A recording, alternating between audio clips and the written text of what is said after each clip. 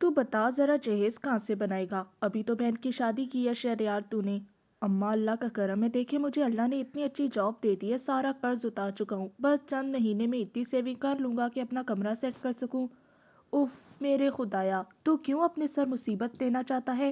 یہ لڑکی والوں کی ذمہ داری ہوتی ہے، پہلے تجھے دیندار پردے والی لڑکی چاہیے تھی، میں چپ رہی، اب تیری نئی ڈیمانڈ ہے۔ ماں کے بھی کچھ ارمان ہوتے ہیں، تو میرا اکلوتا بیٹا ہے، اس کی ماں نے جذباتیت میں کہا۔ اماں اماں میری جان، میں کون سا آپ کے ارمان توڑنے لگا ہوں، بس یہی کہا ہے کہ میں جہیز نہیں لوں گا، اور انشاءاللہ آپ دیکھنا وہ بہت اچھی بہو ثابت ہوگی آپ کی۔ شہریار نے مسکراتے ہوئے بازو اپنی ماں کی گردن میں ڈالتے ہوئے کہا۔ نہ، تجھے کیسے پتا کہ وہ اچھی بہو ثابت ہوگی؟ تو نے تو اسے دیکھا بھی نہیں ہے۔ اماں نے حیرت سے منہ پر ہاتھ رکھتے ہوئے شہریار سے پوچھا۔ نہیں دیکھا تو نہیں ہے، مگر مجھے اپنے رب پر اور اپنی دعاؤں پر بھروسہ ہے کہ وہ بہترین ہی دیں گے، اس نے شرمیلی مسکراہٹ کے ساتھ کہا۔ اس کی بات سن کر اس کی ماں نے ہنستے ہوئے اس کے چہرے کو چوم لیا۔ اللہ تجھے سکھی رکھے، آمین۔ یہ کہتے ہوئے وہ اپنی ماں کی گود میں سر رکھ کر لیٹ گیا۔ اسے امید تھی کہ اس کی والدہ مان جائیں گی۔ اس نے قرۃ العین کا انتخاب اسے دیکھے بغیر صرف اس کے دین کی بنیاد پر کیا تھا، چونکہ شریعت نکاح سے پہلے ایک دوسرے کو دیکھنے کی اجازت دیتی ہے، مگر یہ شہریار کا اپنا فیصلہ تھا، اسے قرۃ العین کے پردے نہیں مطمئن کر دیا تھا۔ نائلہ کی شادی کو 3 ماہ ہونے والے تھے۔ اس کی شادی کے 2 ہفتوں بعد ہی شہریار کو ایک بہت اچھی جاب مل گئی۔ اس جاب کی وجہ سے اس نے اپنا سارا قرض اتار کر بک سٹور کو رینٹ پر دے دیا تھا۔ اب اس کا سیکنڈ ٹائم اپنی پڑھائی مکمل کرنے کا ارادہ تھا۔ حالات پہلے سے کافی بہتر ہونے لگے تھے، اس لیے اس نے پورا ارادہ کر رکھا تھا کہ اسے جہیز کی رسم کو توڑنا ہے۔ اس رسم کی وجہ سے نہ جانے کتنے غریب باپوں کی بیٹیاں اپنے بال جوانی میں ہی سفید کر لیتی ہیں، کتنی ہی بہنوں کے ارمان ادھورے رہ جاتے ہیں، کتنی غریب والدین قرض کے بوجھوں تلے دب جاتے ہیں۔ اس کا پکا ارادہ تھا کہ انشاءاللہ وہ پہل کرے گا، شاید اسے دیکھ کر بہت سے لوگ یہ قدم اٹھا کر دوسروں کے لیے بھی نکاح کے راستے آسان کر دیں۔ لڑکی لڑکی لڑکی، تم نے مجھے بتایا کیوں نہیں؟ رکو ذرا میں بتاتی ہوں تمہیں۔ قرۃ العین ابھی کمرے میں داخل ہوئی ہی تھی کہ فاطمہ ہاتھ میں کشن لے کر اس کی طرف لپکی۔ امی آپ نے کیوں بتایا؟ میں نے خود بتانا تھا۔ وہ اچانک یہ سب دیکھ کر مصنوعی ناراضگی کا اظہار کرتے ہوئے کمرے سے بھاگتے ہوئے کہنے لگی۔ فاطمہ ایک ہفتے بعد حیدر کی منگنی کی مٹھائی لے کر کرت کے گھر آئی تھی کہ آنٹی نے اسے کرت کے رشتے کے بارے میں بتایا۔ اسے بہت خوشی ہو رہی تھی، اس کی خوشی میں وہ اپنا سارا غم بھول گئی تھی۔ نہیں تم رکو تو صحیح ذرا، یہ تو آنٹی نے بتایا، ورنہ تو میڈم نے ابھی بھی نہیں بتانا تھا، ہے نا؟ ہاں ہاں ہاں، اب پتہ چل تو گیا ہے نا۔ وہ سین میں ہنستے ہوئے قرۃ العین کو پکڑنے کے لیے اس کے پیچھے بھاگ رہی تھی کہ اچانک سے دروازہ کھلا اور ماذ اندر داخل ہوا، مگر ان دونوں کو ایسے بھاگتے ہوئے دیکھ کر ٹھٹک کر رک گیا۔ قرۃ العین کو جیسے ہی احساس ہوا، وہ فوراً سے رکی اور دروازے کی جانب مڑ کر دیکھا، اس کے پیچھے فاطمہ بھی فوراً رک گئی۔ ماذ کو دیکھتے ہی فاطمہ نے یکایک اپنے اسکارف کا پلو اوپر کر کے نقاب کر لیا اور گھبرا کر قرۃ العین کی طرف سوالیہ نظروں سے دیکھنے لگی۔ اسے بالکل اندازہ نہیں تھا کہ قرۃ العین کا بھائی ادھر ہی ہوتا ہے۔ بھیا آپ نے دستک نہیں دی؟ وہ معذرت میں کچھ جلدی میں تھا اس لیے، ماذ نے جلدی سے سنبھلتے ہوئے نگاہوں کو جھکاتے ہوئے کہا اور تیزی سے اپنے کمرے کی طرف چلا گیا۔ سوری فاطمہ، بھیا گھر میں کبھی ایسے بتائے بغیر داخل نہیں ہوتے، آ جاؤ ہم کمرے میں چلتے ہیں۔ فاطمہ خاموشی سے سر جھکائے اس کے پیچھے کمرے میں جانے لگی۔ ایک لمحے کے لیے اس کا دل چاہا کہ وہ مڑ کر اس نامحرم کو دیکھے جس کا پورا گیٹ اپ ہی سنت میں ڈھلا ہوا تھا۔ اس کا دل پوری طرح سے مائل ہوا تھا، وہ مڑنے ہی لگی تھی کہ پھر اسے اللہ کا حکم یاد آ گیا۔ اور مومن عورتوں سے کہہ دیجیے کہ اپنی نگاہوں کو جھکا لیا کریں۔ اس نے فوراً سے اعوذ باللہ پڑھ کر اس خیال کو جھٹک دیا اور کمرے میں چلی گئی۔ اس میں حرج ہی کیا ہے؟ ہر ایک کی اپنی لائف ہے، ہر ایک کو تو موم حق ہے جینے کا۔ فار گاڈ سیک، اب آپ لوگ اسے بہانہ مت بنائیے گا۔ سنیشا نے دو ٹوک انداز میں اپنی ماں مسز فاروقی سے کہا۔ سونی، میں تمہیں کیسے ایسے گھر میں بیاہ دوں جہاں بعد میں تمہیں اپنی مرضی کے لائف سٹائل کی اجازت نہ ہو؟ او ہنی، میرا دل بالکل نہیں مانتا۔ او موم پلیز، آپ نے حیدر کی ماما اور ان کے لائف سٹائل کو دیکھا ہے؟ انفیکٹ میں نے ان کے گھر میں کسی پر کوئی پابندی نہیں دیکھی۔ اب اگر حیدر کی سسٹر نے اس طرح سے اپنا لائف سٹائل چوز کیا ہے تو آئی ڈونٹ تھنک سو کہ ہمیں اس کو لے کر اس طرح کے خدشات رکھنے چاہیے۔ یہ اس کی اپنی لائف ہے۔ سنیشا نے کمان جیسی بھنوؤں کو اوپر کر کے کندھے اچکاتے ہوئے کہا۔ اوکے ہنی، میں تمہارے ڈیڈ سے بات کروں گی، وہ اس بات کو لے کر بہت پریشان ہو رہے تھے۔ اگر تمہیں کوئی اعتراض نہیں تو ہم بھی اپنی بیٹی کی خوشی میں خوش ہیں۔ مسز فاروقی نے پیار سے سنیشا کے گال کو تھپک کر اس کے ڈائی شدہ بال سہلاتے ہوئے کہا۔ حیدر کے سسرال فاروقی صاحب کی فیملی کو فاطمہ کے پردے کا پتہ چل چکا تھا۔ مسلسل 2 تقریبات پر ریان صاحب کی اکلوتی بیٹی کی غیر موجودگی ان کے لیے تشویشناک تھی۔ اس لیے حیدر کی رسم کے بعد مسز ریان نے خود انہیں سارا معاملہ بتا کر ان سے معذرت کی تھی کہ وہ اپنی اکلوتی بیٹے کے اس جنونی رویے کے لیے شرمندہ ہیں۔ مسز فاروقی تب تک کچھ نہیں کہہ پائیں، مگر گھر آ کر کئی دن تک ان کی اپنی فیملی میں اس معاملے کو لے کر بہت خدشات پیدا ہوتے رہے تھے۔ زنیشہ ہمیشہ سے آزاد خیال لڑکی رہی، اس پر کسی بھی قسم کی روک ٹوک نہیں تھی۔ ان کی فیملی ریحان صاحب کی فیملی سے زیادہ ایلیٹ تھی۔ دین تو بس نام کا تھا، اور یہ نام بھی پاسپورٹ یا I D card per religion کے خانے پر پر کرنے کی حد تک تھا۔ اسی آزاد خیالی کا نتیجہ تھا کہ میڈیکل کالج میں زنیشہ اپنے فیلو حیدر کی محبت میں مبتلا ہو چکی تھی۔ زنیشہ کی خوشی کی خاطر اس کے پیرنٹس نے ہمیشہ اس کی ہر جائز ناجائز خواہش پوری کی تھی، مگر یہاں آ کر رشتے کے معاملے، اور وہ بھی اس طرح کی فیملی میں، انہیں سوچنے پر مجبور کر رہا تھا۔ ہمیں کوئی اعتراض نہیں ہے مسز ریان، ہر ایک کی اپنی زندگی، اور ویسے بھی فاطمہ نے بھی اپنے گھر کی ہو جانا ہے۔ آپ شادی کی تیاریاں کریں۔ ہاں، مگر بس شادی والے دن ذرا خیال رکھیے گا۔ دراصل ہماری فیملی ان باتوں کو دقیانوسیت سمجھتی ہے، سو یقیناً آپ سمجھ رہی ہوں گی نا۔ مسز فاروقی نے بڑی ہوشیاری سے مسز ریان کے سامنے فون پر ڈھکے چپے الفاظ میں اپنا مطالبہ رکھتے ہوئے کہا۔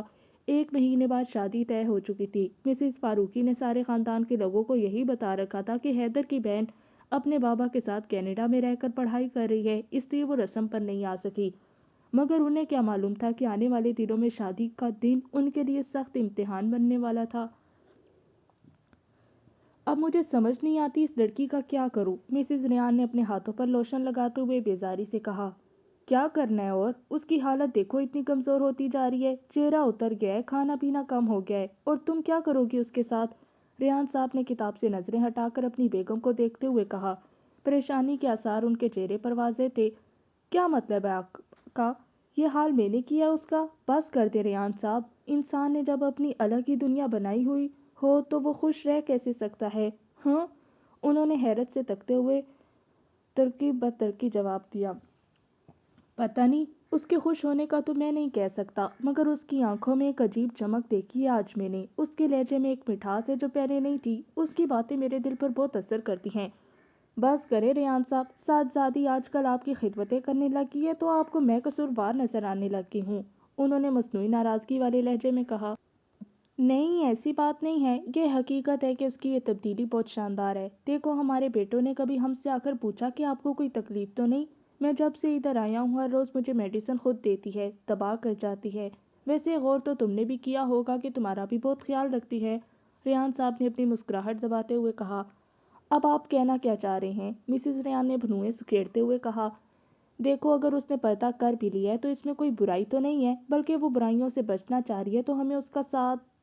بس کرے ریان صاحب، میں اس ٹاپک پر مزید نہیں بات کرنا چاہتی۔ پہلے اس نے مجھے سوسائٹی میں کہیں منہ دکھانے کا نہیں چھوڑا، اس دن مسز فاروقی نے بھی ڈھکے چھپے الفاظ میں کہہ دیا کہ شادی کے دن دھیان رکھیے گا۔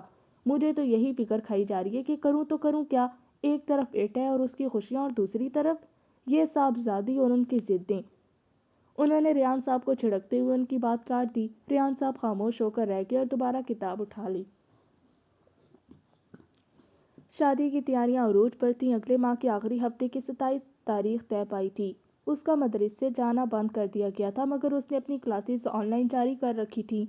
گھر والوں کا رویہ پہلے کی طرح ہی اکڑا اکڑا تھا، البتہ فاطمہ نے ریان صاحب کے لہجے میں کافی نرمی محسوس کی تھی۔ وہ اس بات پر بہت خوش تھی کہ صبر جمیل، برائی کے جواب میں اچھا کرنے کا رزلٹ اتنی تیزی سے سامنے آ رہا تھا۔ گو کہ یہ بالکل آسان نہیں تھا، مگر وہ نفس پر جبر کر کے سب کے ساتھ پہلے سے بھی زیادہ اچھا رویہ رکھتی تھی، جیسے کبھی کچھ ہوا ہی نہ ہو۔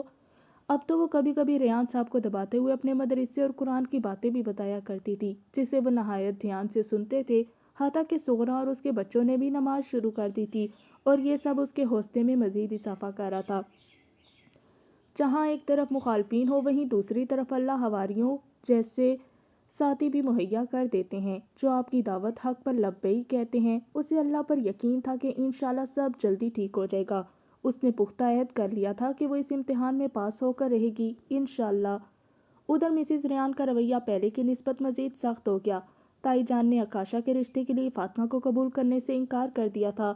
وہ فاطمہ سے بس کام کی بات کیا کرتی تھی۔ ایک تو آج کل ہر وقت شادی کی تیاری میں مصروف رہتی، کبھی ادھر شاپنگ کے لیے جا رہی ہیں تو کبھی دوسرے شہر۔ بہت کم ہی ٹائم ملتا تھا دونوں کو ایک دوسرے کا سامنا کرنے کے لیے، مگر فاطمہ تک مسز فاروقی کی باتیں پہنچ چکی تھی۔ اس نے اپنے آپ کو ذہنی طور پر تیار کر لیا تھا کہ جنت کی طرف قدم بڑھانے میں ایک اور سیڑھی امتحان کی شکل میں اس کی منتظر ہے۔ اب اس کے لیے اسے روحانی تیاری کرنا تھی۔ وہ ایک ویرانہ تھا جہاں ہر طرف سناٹا چھا رہا تھا، مگر خاموشی کا پردہ چیرتی ٹہنیوں کے آگ میں جلنے کی کڑکڑاتی آوازیں ماحول کی وحشت میں مزید اضافہ کر رہی تھیں۔ انہیں کچھ سمجھ نہیں آ رہا تھا کہ وہ کہاں موجود ہیں۔ وہ بس گھبراتے ہوئے تیزی سے قدم بڑھا کر اس جگہ سے نکل جانا چاہتی تھیں۔ ابھی وہ چلتے چلتے وحشت بھرے ماحول کا جائزہ لے رہی تھیں کہ انہیں اپنے پیچھے سرسراہٹ محسوس ہوئی۔ ان کی دھڑکن تیز ہو گئی، رونگٹے کھڑے ہو گئے۔ انہوں نے پیچھے مڑ کر دیکھے بغیر تیزی سے آگے کی طرف بھاگنا شروع کر دیا۔ وہ اندھیرے میں بہت تیز بھاگ رہی تھی، کانٹے دار ٹہنیوں پر بہت تیز، کہ یکایک ان کا پاؤں پھستا، ان کے منہ سے ایک تیز چیخ نکلی اور ساتھ ہی وہ دھڑام سے نیچے کھائی میں گرتے گرتے بچ گئیں۔ گرتے ہی ان کے ہاتھ میں ایک کمزور ٹہنی آ گئی تھی جو اس کھائی کے دہانے زمین میں گڑی ہوئی تھی۔ انہوں نے ڈرتے دل، وحشت بھری پھٹی آنکھوں سے پیچھے مڑ کر نیچے دیکھا تو آسان خطا ہو گئے۔ کھائی بہت گہری تھی اور بھڑکتی آگ سے بھری جا رہی تھی۔ انہیں اپنے پاؤں پر شدید تپش محسوس ہوئی۔ انہوں نے فوراً چیخنا شروع کر دیا، پلیز کوئی بچاؤ، کوئی ہے جو مجھے یہاں سے نکالے۔ وہ ایسے ہی نیچے آگ کی طرف دیکھتے ہوئے چیخ رہی تھیں کہ اچانک انہیں اپنے دونوں ہاتھوں پر کچھ نرم ملائم سی ٹھنڈک محسوس ہوئی۔ انہوں نے مڑ کر اوپر دیکھا۔ وہ ٹہنی جس کے سہارے وہ لٹک رہی تھی اب قریب تھا کہ ٹوٹ جائے، مگر ان نرم ملائم روشن ہاتھوں نے بہت آرام سے ان کے دونوں ہاتھوں کو تھام کر باہر کی طرف کھینچ کر نکال لیا۔ وہ حیرت اور بے یقینی سے کبھی اسے دیکھتی تو کبھی پیچھے مڑ کر آگ سے بھری کھائی کی طرف۔ انہیں سمجھ نہیں آ رہا تھا کہ وہ کیسے اس محسن کا شکریہ ادا کریں۔ فاطمہ، میری بیٹی، وہ یہ کہتے ہوئے آگے بڑھیں اور بڑھ کر اس کے روشن ہاتھوں کو چوم لیا، اور ساتھ ہی مسز ریان کی آنکھ کھل گئی۔ ان کا سانس بہت تیز ہو چکا تھا، دماغ معاف تھا۔ اس خواب کا ہر منظر اپنی پوری جزیات کے ساتھ انہیں یاد تھا۔ وہ ابھی بھی اپنے پاؤں پر آگ کی تپش محسوس کر رہی تھیں۔ وہ فوراً سے اٹھ کر واش روم میں گئیں اور منہ پر چھینٹے مارنے کے بعد ٹھنڈا پانی دونوں پاؤں پر بہانے لگیں۔ کچھ سکون محسوس ہوا تو باہر روم میں واپس آ کر وہ بیڈ پر دوبارہ سے لیٹ گئیں۔ رات کے 3 بجے کا وقت تھا، مگر نیند اب کوسوں دور جا چکی تھی۔ وہ بے چینی سے کروٹیں بدل رہی تھیں، عجیب عجیب خیالات ان کو گھیرے میں لے رہے تھے۔ وہ ڈراؤنی جگہ، کون تھا پیچھے، اور آگ کیوں؟ کیا وہ جہنم کی آگ تھی؟ ان کے وجود پر کپکپی طاری ہو گئی تھی۔ ساتھ ہی غفلت کی نیند سوئے ریان صاحب کو خبر بھی نہیں تھی کہ ان کی بیگم کس حال میں ہے۔ مسز ریان نے انہیں آواز دینے کی کوشش کی، مگر آواز حلق میں اٹک گئی تھی۔ انہوں نے ایک نظر ریان صاحب کو دیکھ کر واپس نظریں چھت کی طرف گاڑ دیں۔ وہ روشن ہاتھ، ریان کیوں نہیں مجھے بچانے آئے؟ فاطمہ ہی کیوں؟ اور اس کے ہاتھ روشن کیوں تھے؟ او مائی گاڈ! وہ اٹھ کر بیٹھ گئی اور آنکھیں مسلنے لگی۔ ان کا دل گھبرا رہا تھا۔ وہ پریشانی کے عالم میں کمرے سے نکلی اور دبے پاؤں نیچے سیڑھیاں اتر کر فاطمہ کے کمرے کی طرف جانے کو قدم بڑھا دیے۔ لاؤنج میں لیمپس کی پھیلی مدھم سی روشنی ماحول کو بہت پرسکون بنا رہی تھی۔ وہ جیسے جیسے فاطمہ کے کمرے کی طرف قدم بڑھا رہی تھی، انہیں اپنی دھڑکن تیز ہوتی ہوئی محسوس ہو رہی تھی۔ ایک احساس جرم تھا جو ان کے دل کو اپنے حصار میں لے رہا تھا۔ وہ کانپتی ٹانگوں کے ساتھ اس کے کمرے کے دروازے پر پہنچ کر ٹھٹک گئیں۔ اندر سے ہلکی ہلکی سسکیوں کی آواز آ رہی تھی۔ ان کا دل ایک دم ڈر گیا۔ وہ تیزی سے آگے بڑھ کر اس کے کمرے کی ونڈو جو لاؤنج میں کھلتی تھی اس کے پاس چلی گئیں۔ فاطمہ کے کمرے میں مدھم سی روشنی تھی، ونڈو کھلی ہوئی تھی، مگر اس کے آگے پردے لٹک رہے تھے۔ مسز ریان نے گرل سے ہاتھ اندر ڈال کر نہایت خاموشی اور آرام سے پردوں کو پیچھے کر کے اندر جھانکا۔ اس کی سسکیوں کی آواز بلند ہو رہی تھی۔ اس کی سسکیوں میں ایک درد تھا جو مسز ریان کے دل کو ٹھیس پہنچا رہا تھا۔ جیسے بھی تھی تو ماں ہی نہ۔ ان کا دل کیا کہ جا کر اسے چپ کروائیں، سینے سے لگائیں، مگر وہ جائے نماز پر بیٹھی تھی۔ مسز ریان اس کا کانپتا ہوا وجود اس کی پشت سے دیکھ سکتی تھی۔ وہ کچھ کہہ رہی تھی یا شاید گڑ گڑا رہی تھی۔ انہوں نے کان لگا کر مزید غور سے سننے کی کوشش کی۔ اللہ تعالیٰ، میرے پیارے اللہ تعالیٰ، دیکھے نا میں آپ کے رستے پر کیسی اجنبی بن گئی ہوں۔ دیکھے نا اللہ، میرے اپنے ہی مجھے غیر سمجھنے لگے ہیں۔ اللہ جانتے ہیں نا میرا دل کیسے چور چور ہو جاتا ہے ان کی باتوں، ان کے رویوں اور ان کی نظروں سے، مگر میں کسی سے کوئی شکوہ نہیں کرتی اللہ، کروں بھی کیوں نہ؟ یہ تو آپ کا رستہ ہے، آپ کی رضا کا رستہ ہے اللہ، میں تیار ہوں سب برداشت کرنے کے لیے، میں سہ لوں گی سب اللہ آپ کی توفیق سے، مگر اللہ پلیز آپ مجھ سے راضی ہو جائیں نا۔ پلیز اللہ آپ راضی ہو جائے، میں آپ کو راضی کرنے کی کوشش میں سب کو ناراض کر بیٹھی ہوں، اس بات پر یقین رکھتے ہوئے کہ آپ بہت قدردان ہیں۔ سسکیاں بلند ہو گئی تھیں۔ آپ غافل نہیں ہیں، آپ مجھے لمحہ لمحہ تھامتے ہیں اللہ، مگر آخرت اگر آپ وہاں راضی نہ ہوئے مجھ سے تو میں نے کیا پایا اللہ، میں تو خسارے میں پڑ جاؤں گی اگر میں آپ کو راضی نہ کر سکی۔ اگر اگر آپ نے مجھے جہنم میں ڈال دیا، او پلیز نہیں، نہیں نا اللہ، میں اتنی کمزور نہیں، میں نہیں سہ سکتی وہ عذاب، میں نہیں سہ سکتی آپ کی ناراضگی، میں تو آپ کی محبت اور رضا پانے کی تڑپ میں آپ کے راستے پر گرتی پڑتی چل رہی ہوں۔ اللہ میں نہیں سہ سکتی وہ آگ، مجھے معاف کر دیں، میرا ہر گناہ، ماضی کا، حال کا، مستقبل کا ہر گناہ میرے نامہ اعمال سے مٹا دیں اللہ، آپ قادر ہیں مٹانے پر، پلیز مجھ سے راضی ہو جائیں، میرے گھر والوں سے راضی ہو جائیں، ان کے بھی گناہ معاف کر دیں اللہ، وہ انجان ہیں، ان کے دلوں کو ہدایت کے نور سے منور کر دیں، انہیں میرے دین کا ساتھی بنا دیں، ہمیشہ اپنی جنتوں میں اکٹھا کر دینا یا اللہ پلیز، آپ المجیب ہیں نا، دعا قبول کرتے ہیں نا، میری دعا سن لیں، میری پکار سن لیں اللہ۔ اب وہ آپس کے تعلقات کی بہتری کے لیے رو رو کر مسنون دعائیں مانگ رہی تھی۔ اے اللہ ہمارے دلوں میں الفت ڈال دے اور ہمارے آپس کے معاملات کی اصلاح کر اور ہمیں سلامتی کے راستے دکھا اور ہمیں گناہوں کے اندھیروں سے ہدایت کی روشنی کی طرف نجات دے اور ہمیں ظاہر اور چھپے ہوئے گناہوں سے بچا اور ہمارے لیے ہماری سماعتوں، ہماری بینائیوں، ہمارے دلوں کو، ہماری بیویوں اور ہماری اولاد میں برکت دے اور ہماری توبہ قبول کر، بے شک تو ہی توبہ قبول کرنے والا مہربان ہے۔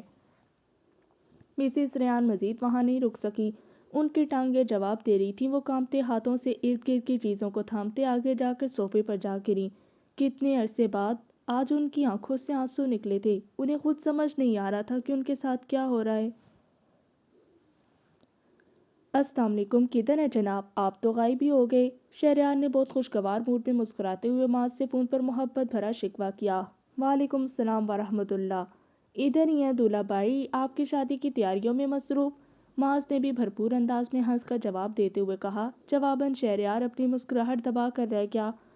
ہاں اب کیوں خاموش ہو گئے، لڑکیوں کی طرح شرم آ رہی ہے کیا، اس نے شہریار کو چھیڑتے ہوئے پوچھا۔ ہاں نہیں بس وہ سمجھ نہیں آ رہی تھی کہ کیا جواب دوں، اس نے ہنستے ہوئے کہا۔ تو سیدھا کہہ دو نا کہ شرم آ گئی ہے میرے بھائی کو، معاذ اب فل چھیڑنے کے موڈ میں تھا۔ اچھا بابا آ گئی شرم بس، شہریار ہنس پڑا۔ ہاں اور سناؤ کیا چل رہا ہے۔ بس سیکنڈ ٹائم پڑھائی شروع کر دی ہے، سوچا ڈگری مکمل کر لوں۔ یہ تو بہت اچھی بات ہے، انشاءاللہ اس سے آگے فائدہ ہوگا انشاءاللہ۔ اچھا میں نے ایک ویلفیئر آرگنائزیشن جوائن کی ہے، آج شام ان کا یوتھ کے لیے سیشن ہے، تم آ سکتے ہو؟ ضرور، ٹاپک کیا ہے؟ اللہ کی معرفت۔ او زبردست، انشاءاللہ میں کوشش کرتا ہوں، تم ایڈریس بھیج دو۔ ضرور انشاءاللہ۔ مقررہ وقت پر دونوں ایک ساتھ اس آرگنائزیشن کی بڑی سی بلڈنگ میں داخل ہو چکے تھے۔ اس بلڈنگ کے مین ہال میں اس سیشن کا اہتمام کیا گیا تھا۔ شہریار پہلی مرتبہ ایسے کسی اسلامی سیشن میں آیا تھا، اسے اچھا لگا کہ دین کے لیے بھی اتنے بڑے لیول پر ویل آرگنائزڈ طریقے سے تقریب کا اہتمام کیا گیا ہے۔ وہاں بوفرز پر اسلامک اناشید چل رہی تھی، جن کی آواز پوری بلڈنگ میں گونج رہی تھی، ایک الگ ہی ایمانی ماحول تھا وہاں۔ انتظامیہ بہت خوشگوار طریقے سے آنے والوں کو ویلکم کر رہی تھی۔ اس سے پہلے شہریار نے یونیورسٹیز میں ہونے والی پارٹیز اور گیدرنگز کے لیے ہی اتنی شاندار ارینجمنٹس دیکھی تھیں، مگر یہاں آنے والا ہر نوجوان اس ایمانی ماحول سے متاثر ہو رہا تھا۔ وہ لوگ ہال میں داخل ہو کر اپنی مقررہ کردہ سیٹس نمبرز دیکھتے ہوئے اپنی جگہ پر جا بیٹھے۔ سیشن کا آغاز بہت ہی خوبصورت تلاوت سے ہوا تھا۔ سورہ دہر کی تلاوت کی گئی تھی، جسے سن کر شہریار کے دل میں ایک امنگ اٹھی کہ کاش وہ بھی اتنی خوبصورت طریقے سے تلاوت کر سکتا۔ چند اور تعارفی باتوں کے بعد اس سیشن کا باقاعدہ آغاز ہوا، جس کا ٹاپک تھا اپنے رب کی معرفت۔ اسٹیج پر خطاب کرنے والا شخص نوجوان تھا، جس کی عمر کوئی 35-38 سال ہوگی۔ اس کے چہرے پر سجی داڑھی اس کی پرسنالٹی کے رعب میں مزید اضافہ کر رہی تھی۔ سلام دعا اور تعارف کے بعد اس نے اپنے ٹاپک کا آغاز کیا۔ میرے پیارے بھائیوں اور بیٹوں، آج ہم ایک ایسے ٹاپک پر بات کرنے جا رہے ہیں جو ہماری روح کی بنیادی ضرورت ہونے کے ساتھ ساتھ آج ہمارے وقت کی بھی بہت بڑی ضرورت بن گئی ہے۔ آپ سب ہر طرف مختلف باتیں سنتے ہوں گے، ہر طرف شکوے اور تنقیدوں کے بازار گرم ہیں، ہر طرف انہی باتوں پر تبصرہ ہو رہا ہے کہ کرپشن بہت ہے، خیانت اور جھوٹ، بے ایمانی اور دھوکہ دہی، شرک، بدعات، قتل و غارت، بے سکونی، غرض ہر برائی اس معاشرے میں پن اپ کر رہی ہے۔ تبصرے کرنے والے بہت ہیں، میں اور آپ بھی ان میں شامل ہیں، مگر آج اس مجلس میں ہم معاشرے کی ان تمام برائیوں کا سبب جاننے کی کوشش کریں گے کہ ہر انسان یہ جاننے کے باوجود کہ کیا گناہ ہے اور کیا غلط، پھر بھی اللہ سے نہیں ڈرتا، باز نہیں آتا۔ اس سب کی وجہ ہے دین کے علم سے دوری اور سب سے بڑھ کر اپنے رب کی معرفت سے دوری۔ یہی سب چیزیں جب کسی معاشرے کے لوگوں کے اندر جڑ پکڑ جائیں تو وہ معاشرہ زوال کی انتہائیوں کو چھونے لگتا ہے۔ یہ وہ مقام ہے جہاں ہم جاتے جا رہے ہیں۔ اللہ ہم سب کو اپنی امان میں رکھے۔ خدا خوفی کا نہ ہونا دراصل اللہ کی معرفت سے جہالت کی نشانی ہے۔ ہم سب چاہتے ہیں کہ ہم اچھے بن جائیں، ہم اللہ کے پسندیدہ بن جائیں، ہم سب کی موت ایمان کی حالت میں اور ہم بغیر حساب کے جنت میں جائیں۔ یہ سب بالکل ہو سکتا ہے انشاءاللہ العزیز، مگر اس کے لیے سب سے پہلا علم توحید کا علم، توحید پر ایمان لانا، اس رب کو جاننا، اس کو پہچاننا ہے تاکہ اس کی محبت کی جا سکے اور پھر اس کی مرضی کے مطابق زندگی گزاری جا سکے۔ اللہ کی قسم، اس کی معرفت ہی اس کی بندگی کو آسان کر دیتی ہے۔ تو میں آپ سب سے سوال کرتا ہوں، وہ کون کون سے طریقے ہیں جن کے ذریعے ہم اپنے رب تعالیٰ کو پہچان سکتے ہیں؟ ہینڈ ریز کیجئے جو بھی جواب ذہن میں آ رہا ہے۔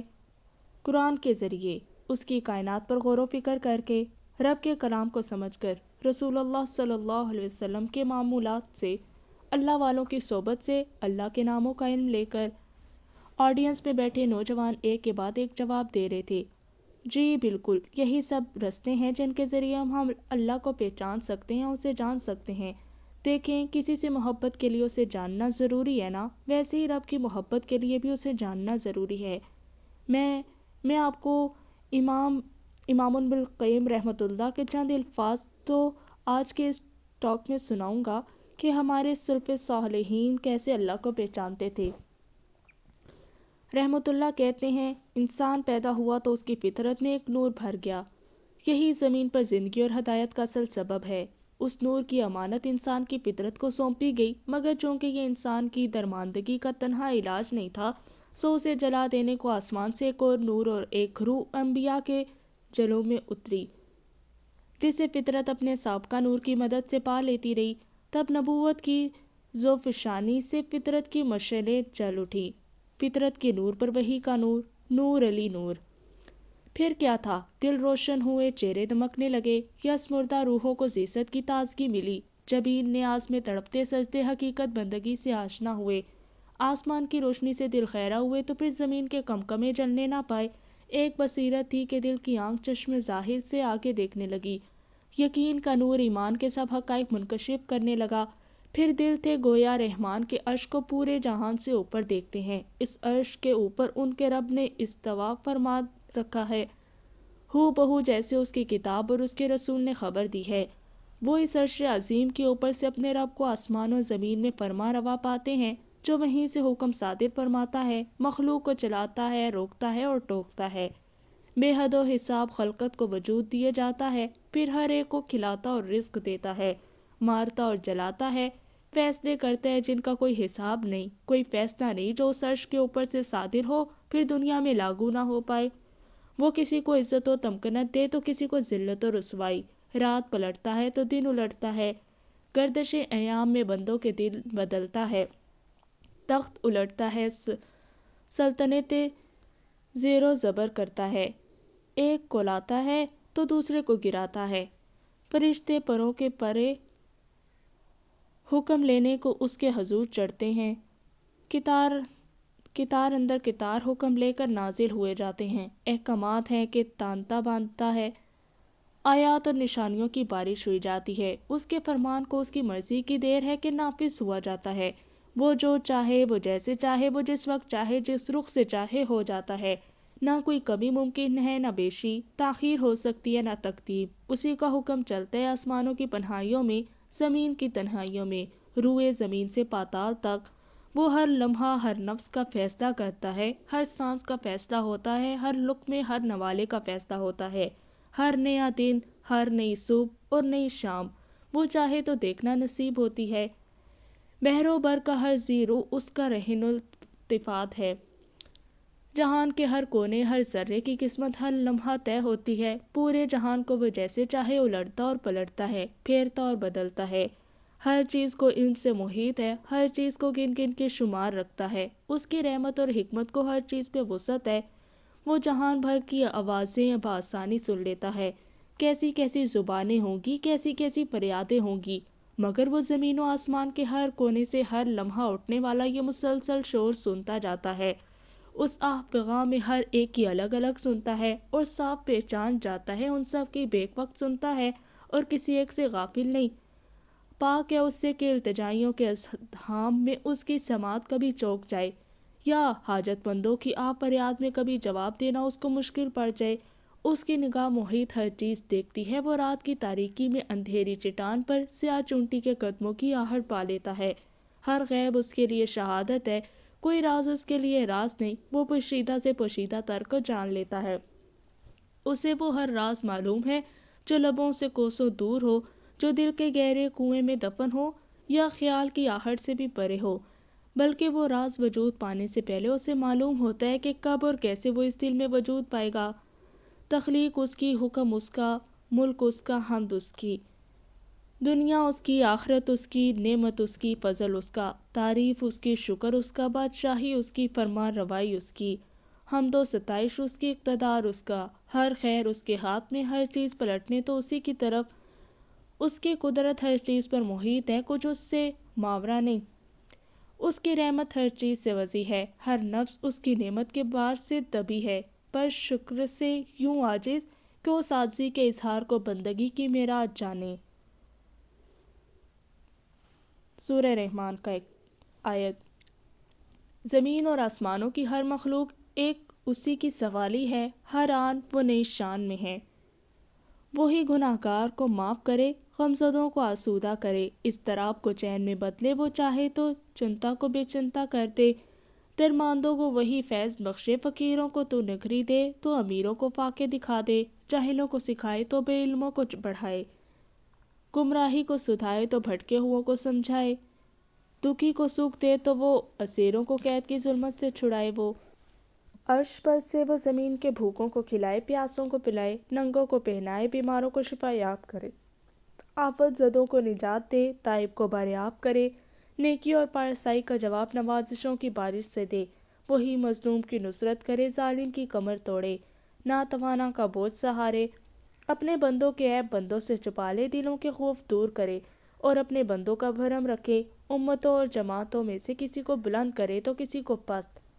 وہ کبھی نہیں سویا، نہ سونا اس کو لائق ہے، وہ اپنے رعیت کا ہمہ وقت نگران ہے، وہ کسی کو عزت دیے جاتا ہے تو کسی کو ذلت، رات کے اعمال دن سے پہلے اس کی جانب بلند ہوئے جاتے ہیں اور دن کے اعمال رات سے پہلے، اس کا حجاب ایک نور بے کراں ہے، جسے وہ ہٹا دے تو اس کے رخ کا نور ہر چیز کو بھسم کر دے، اس کا دست کشادہ اور فراخ ہے، جو خرچ کرنے اور لٹانے سے کبھی تنگ ہونے کا نہیں، وہ صبح شام لٹاتا ہے، جب سے مخلوق پیدا ہوئی وہ لٹائے جاتا ہے، پر اس کے ہاں کمی آنے کا سوال نہیں، بندوں کے دل اور پیشانیاں اس کی گرفت میں ہیں، جہاں بھر کی زمام اس کے قضاء و قدر سے بندی ہے، روز قیامت پوری زمین اس کی ایک مٹھی ہوگی تو سارے کے سارے آسمان لپٹ کر اس کے دست راست میں آ رہے، وہ اپنے ایک ہاتھ میں سب آسمانوں اور زمین کو پکڑ لے گا، پھر ان کو لرزائے گا، پھر فرمائے گا، میں ہوں بادشاہ، میں ہوں شہنشاہ، دنیا کہیں نہ تھی تو میں نے بنائی، میں ہی اس کو دوبارہ تخلیق کرتا ہوں،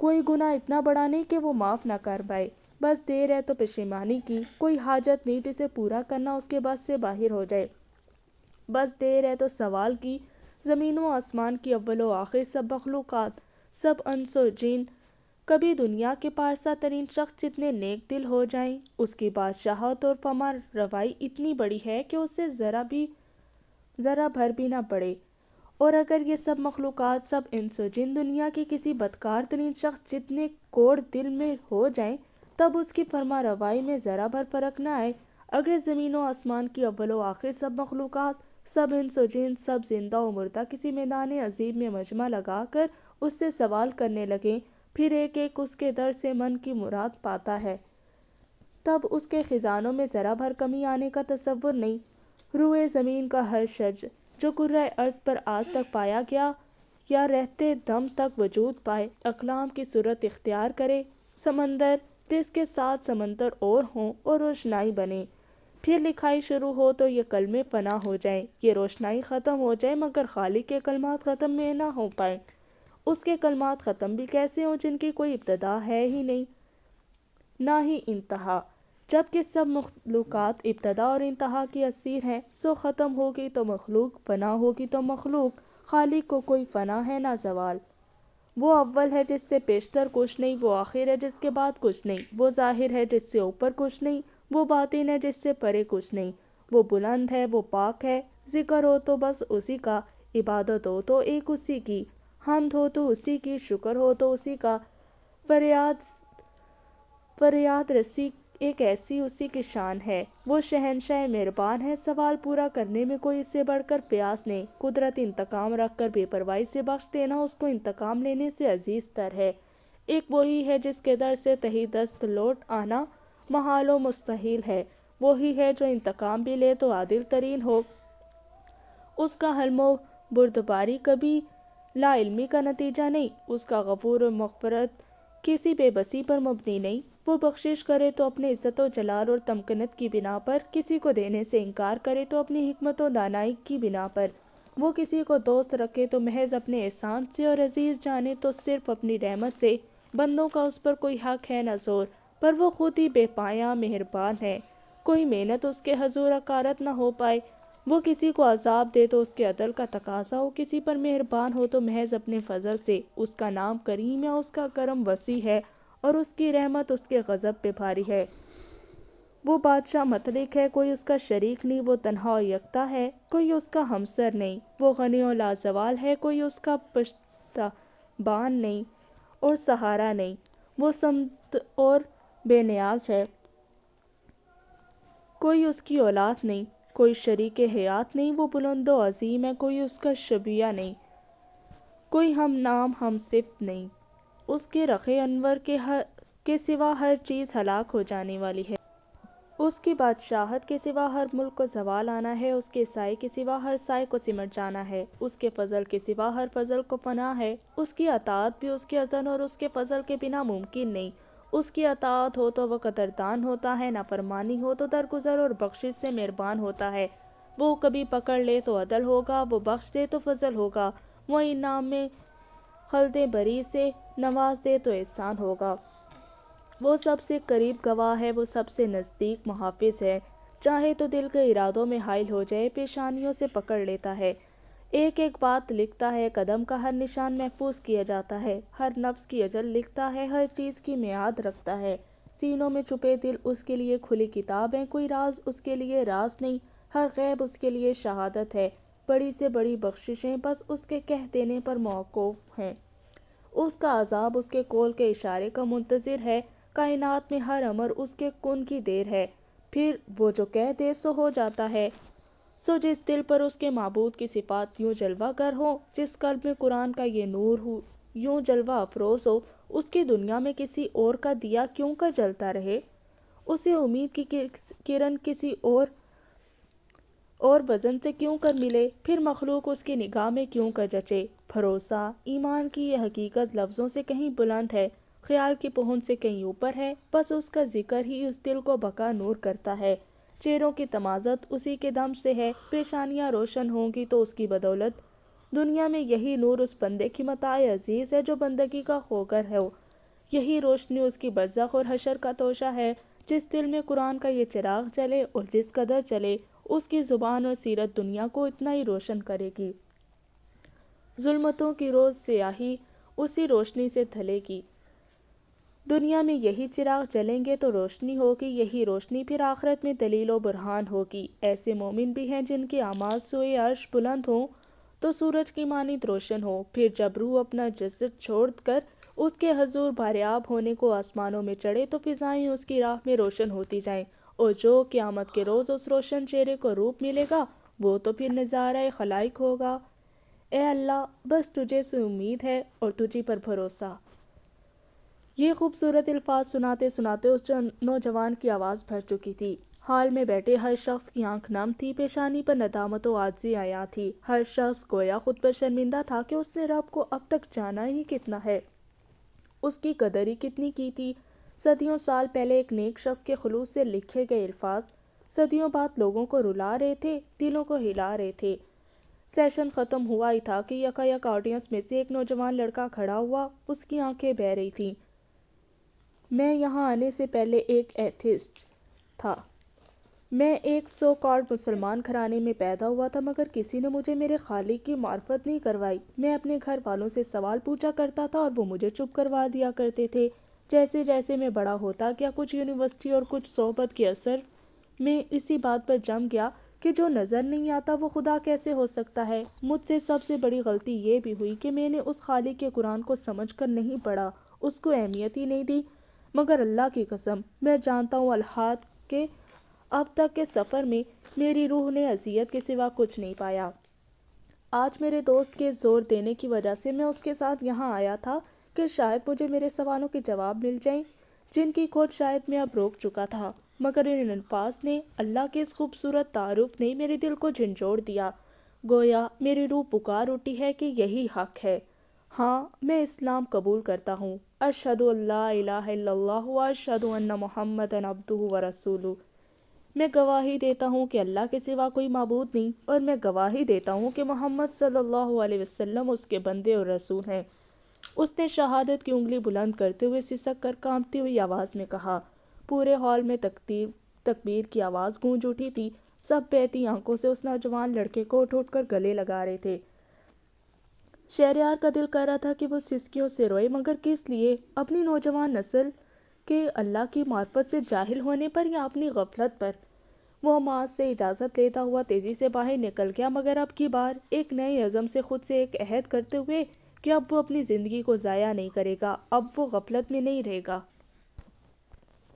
شادی کے دن قریب آ رہے تھے۔ فاطمہ کی ٹینشن میں اضافہ ہوتا جا رہا تھا۔ کیا اس بار بھی مجھے وہاں نہیں جانے دیں گے؟ یہ ڈر، یہ خوف اسے پریشان کر رہا تھا۔ اس نے تو اپنے بھائی کی شادی کے اتنے خواب دیکھے تھے، زندگی ایسے موڑ بدلے گی اس نے کبھی نہیں سوچا تھا۔ وہ ابھی وضو کر کے نکلی ہی تھی، انہی سوچوں میں گم اپنے دوپٹے کو سر پر لپیٹ رہی تھی کہ اس کی نظر شیشے میں پڑی۔ اس کا رنگ پہلے کی نسبت پیلا ہوتا جا رہا تھا، وہ کمزور ہو گئی تھی۔ ایک لمحے کو اسے خود پر ترس آیا، مگر اس نے سر جھٹک کر آگے بڑھ کر اپنا قرآن اٹھا لیا۔ آج انشاءاللہ میں ماما سے فائنل بات کروں گی، یہ سوچتے ہوئے اس نے اپنا سبق نکالا تاکہ آج کی تلاوت کر سکے۔ وہ اعوذ باللہ پڑھتے ہوئے بیڈ پر بیٹھ گئی اور قرآن کھول لیا۔ آج کی تلاوت سورہ طٰہٰ سے شروع ہونی تھی۔ بسم اللہ الرحمن الرحیم۔ شروع کرتی ہوں اللہ تعالیٰ کے نام سے جو بڑا مہربان نہایت رحم کرنے والا ہے۔ رحمان، بہت مہربان۔ آپ سے آپ کی رحمت مانگتی ہوں اللہ، اس نے دل میں کہا۔ ہم نے یہ قرآن تم پر اس لیے نہیں اتارا کہ تم مشقت میں پڑ جاؤ۔ مشقت؟ اس کی آنکھوں سے آنسو نکل آئے۔ اللہ، یہ قرآن تو دل کو راحت دیتا ہے، مگر اس پر عمل کرنے والے لوگ زندگی کو بہت مشکل بنا دیتے ہیں۔ مگر آپ نے تو اسے زندگی آسان کرنے کے لیے نازل کیا ہے۔ ہاں، میں جب مشقت میں پڑی، آپ کے قرآن نے مجھے حوصلہ دیا، اس مشقت سے نکالا۔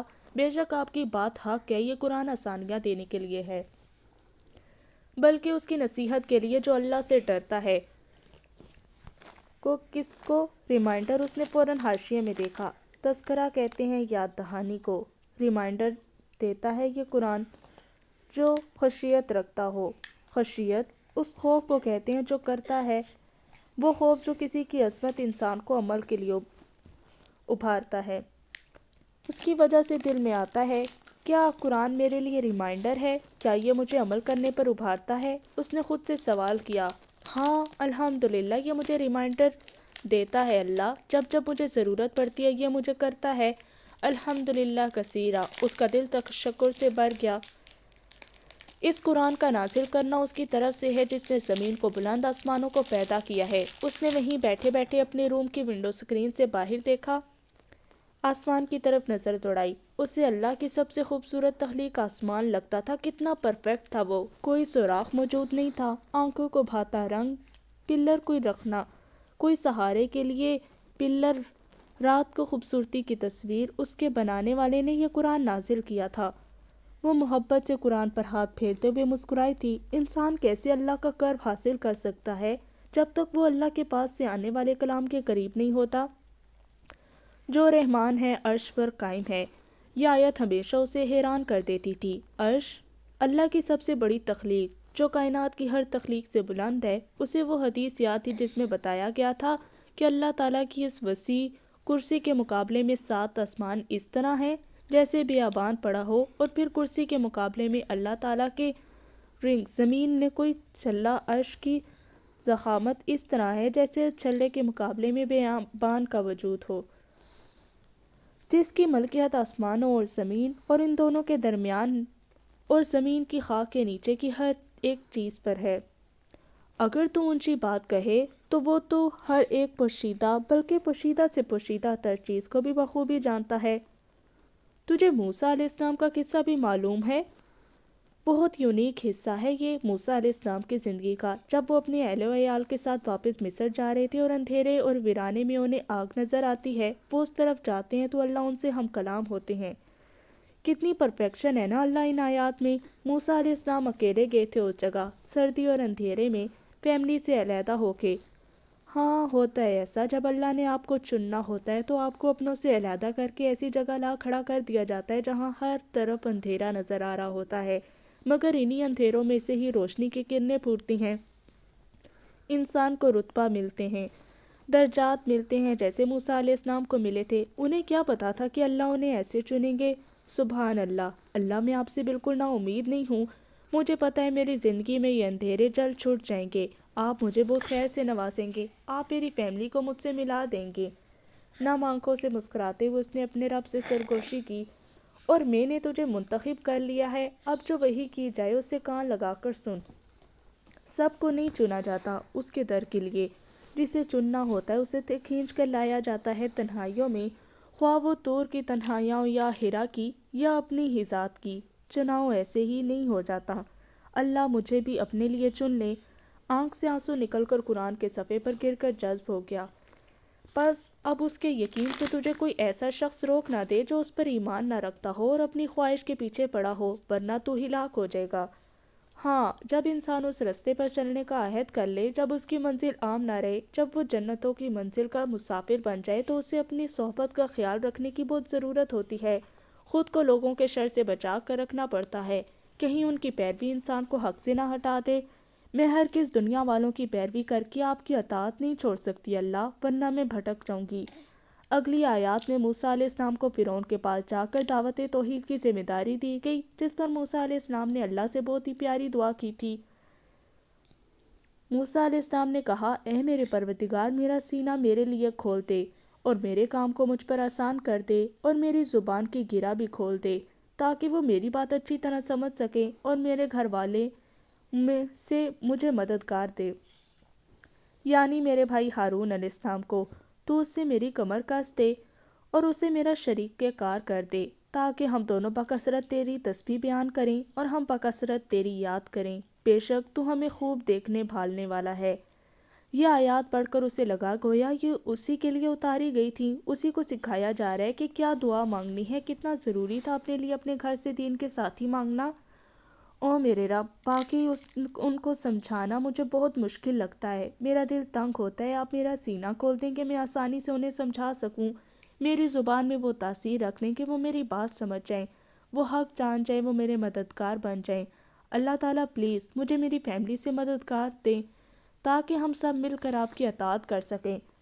جناب باری تعالیٰ نے فرمایا، موسیٰ تیرے تمام سوالات پورے کر دیے گئے ہیں، ہم نے تو تجھ پر ایک بار اور بھی بڑا احسان کیا ہے، جبکہ ہم نے تیری ماں کو وہ الہام کیا جو وحی کی۔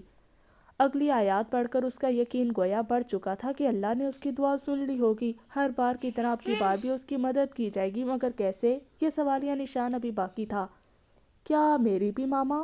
وہ بس سوچ کر ہی رہ گئی۔